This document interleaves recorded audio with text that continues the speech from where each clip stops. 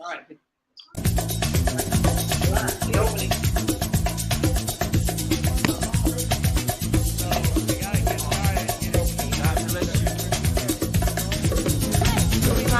And you're watching CTV on the Higher Learning Network.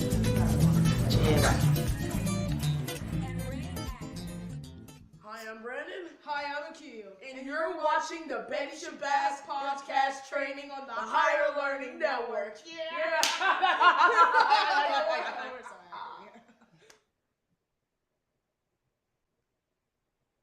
I'm Leandra. Hi, I'm Nathaniel. You're watching the Betty Shabazz podcast training number 12.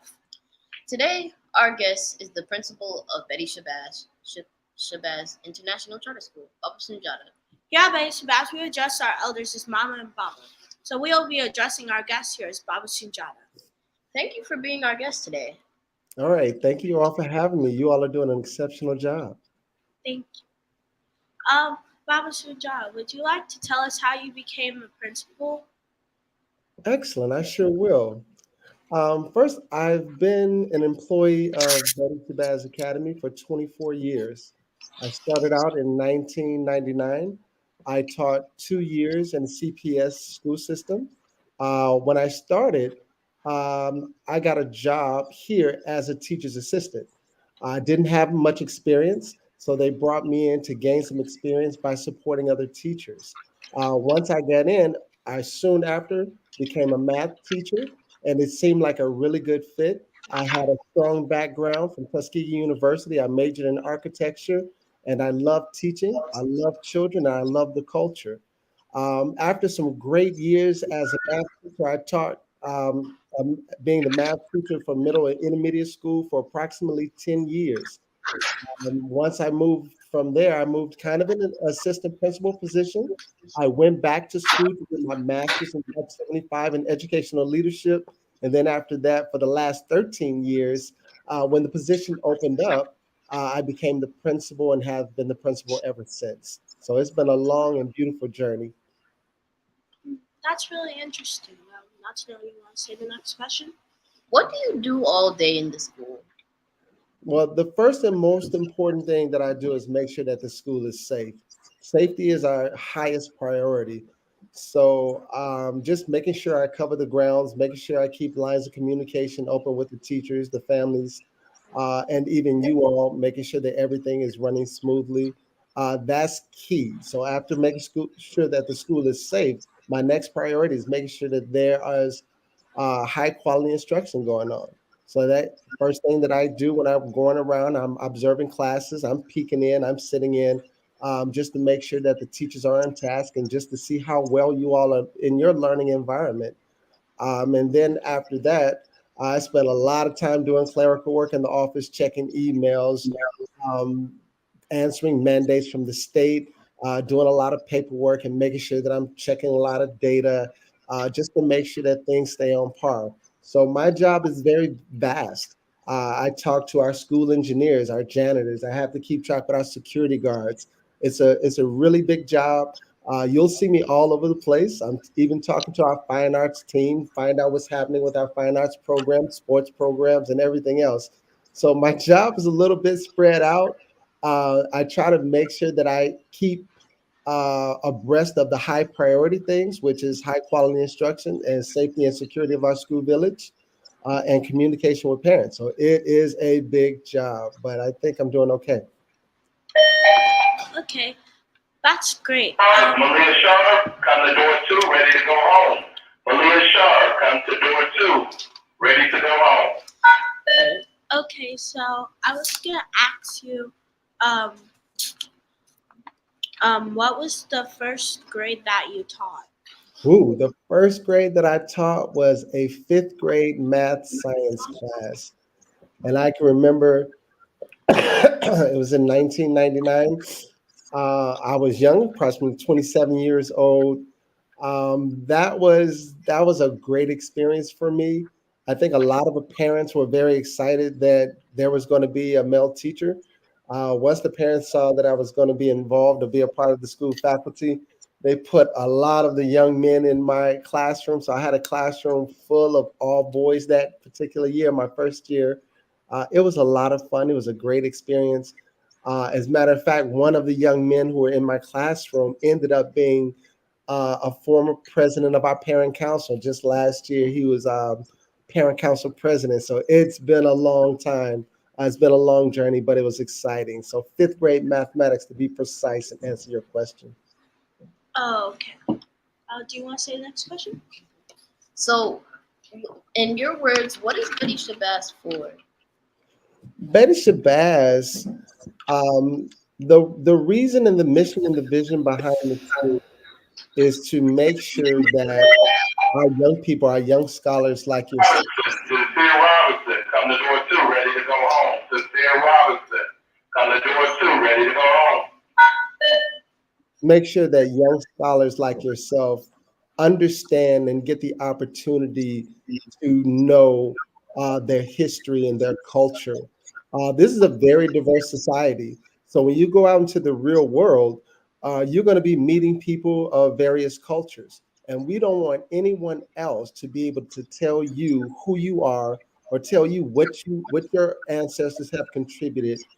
We want you to define for yourselves, think for yourselves, name yourselves, be intelligent, have high self-esteem. So this school was designed and built to make sure that we established a school culture where you can learn about your history, learn about your culture, be proud of the people that you are. When you do make contributions in the world, that you go out knowing who you are and be prepared to compete against everyone else. Oh. Where did you go to college? Well, I started out at Tuskegee University. I spent 2 years majoring in architecture, and actually, I was one of their top students. But at that particular time, I had a partial scholarship, so the scholarship did not cover the full amount. I had scholarships, I had grants, I had student loans, and I also worked in the cafeteria. I had a job, and it still was not enough money to pay for room, board, and tuition at Tuskegee.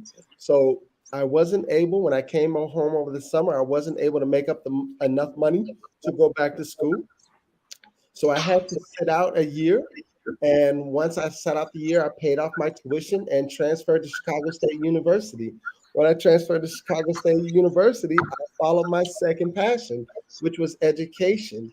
My father being a principal, so I have a strong background in education. He's been an educator and a Golden Apple winner when he was a teacher. He's been a principal for over 20 years. And so it's just been in my blood. So when I decided to major in education, I transferred to Chicago State, and it's been a beautiful journey ever since. Oh, okay. Would you like to say the next question? I don't know if you said this already, but like, did you like create Betty Shabazz, or was you like given the role of principal? That's a good question. No, I am not the creator of Betty Shabazz. And it's a unique story in my life because when I was growing up, my father was really immersed into the culture. He had a lot of books. He listened to a lot of tapes. He took me to hear a lot of speakers. And we had a lot of great conversations about history and culture. And it was one particular book on his shelf that I really liked. I picked up. It was called Enemies, Classes of Races. And it was a book written by Haki Mahadabuti. I was fascinated with that particular book. And as I got towards the end, I noticed that he was from Chicago. I was so excited.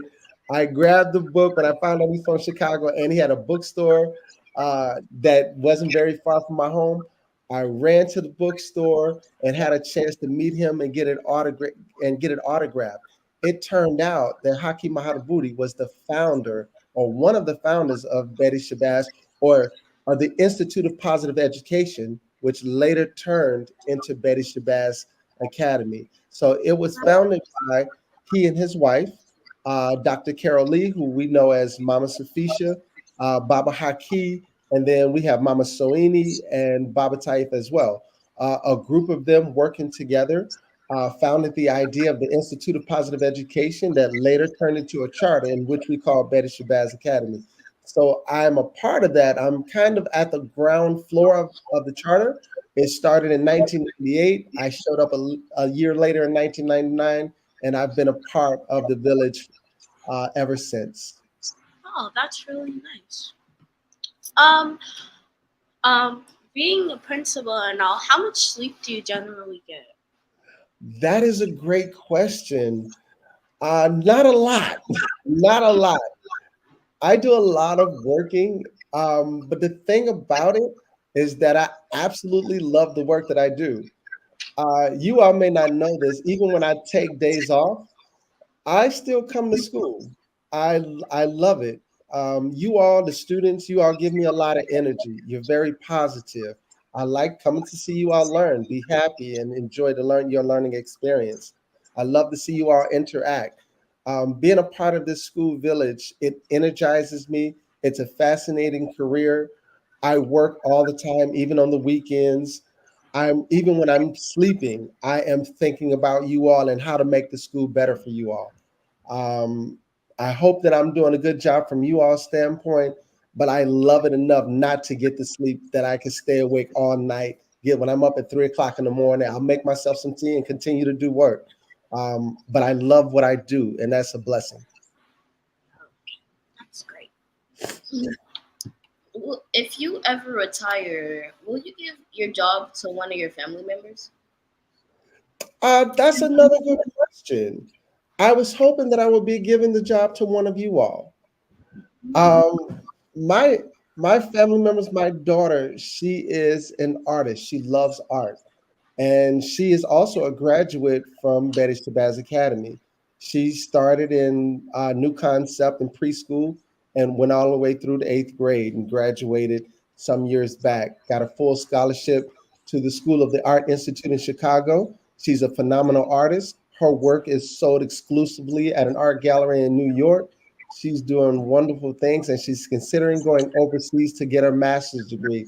So, education in terms of administration is really not in her liking. She loves art, and I support that.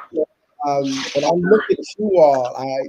In terms of me engaging and talking to you all, I'm looking for people who are interested in teaching and interested in education, and may want to do what I'm doing now. And hopefully, it could be one of you all that can step into this leadership role and continue the legacy for another 25 years that this institution has been existing. Well, that's amazing. Well, thank you, Baba Shinja, for being our caller today, and we really appreciate you coming in today. Thank you both. I love the questions, and I think you all are doing an awesome job. Keep up the good work. Thank you. Bye. Bye-bye. So, Leandra, what did you think of today's podcast? I thought today's podcast was great. I honestly thought this was one of our best podcasts, to be honest. And I think it was a really nice podcast because we talked about like really important things. And Well, what I think about this podcast today is like I really liked it because we got to learn about the principal more, and I hope to do a podcast like this again. yeah, me too. Well, that will be all for today, guys. Thank you for joining us, and you guys can always join next time at 2 p.m. Central Time on Wednesdays. Thank you. Bye.